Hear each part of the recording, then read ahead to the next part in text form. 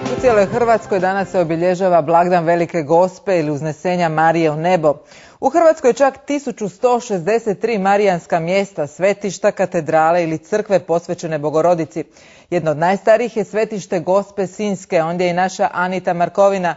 Anita, i ove godine mnoštvo iz svih krajeva Dalmacije i Bosne i Hercegovine još jučer krenulo prema Sinju.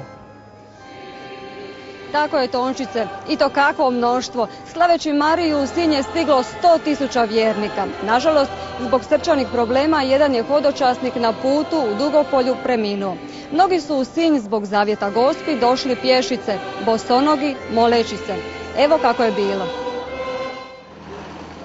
Čudotvornu Gospu Sinjsku u Cetinskom kraju štuju još od 1715. kad im je pomogla u borbi protiv nadmoćnih Turaka. Žar molitve i danas je isti. Ja mislim da taj kontakt i ta molitva zapravo da je potrebna svakom čovjeku, sebe pronalazi, analizira sebe.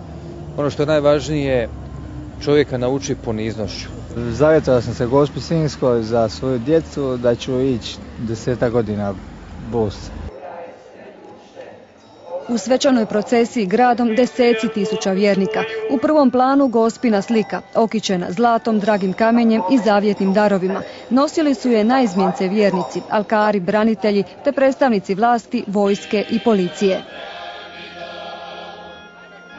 Euharistijsko slavlje vodio je monsignor Marin Barišić. Istaknuo je da je zakon o diskriminaciji koji je Hrvatska donijela loš i opasan. Predlaže da se ugledamo na gotovo ateističku Češku koja se istom zakonu snažno suprotstavila. Je li ga Hrvatski sabor slobodno ili podanički izglasao? Jesu li sabornici glasovali po savjesti ili je to bila svojevrsna eutanazija savjesti? Barišić tvrdi da u Europsku uniju ne moramo ući pod svaku cijenu, pogotovo postane li nam domovina duhovna i moralna tuđina. Otvara se Pandorina kutija mnogih nevolja za budućnost hrvatskog naroda. Dakako, želimo biti dio i na putu smo u Europsku uniju, ali koju i kakvu?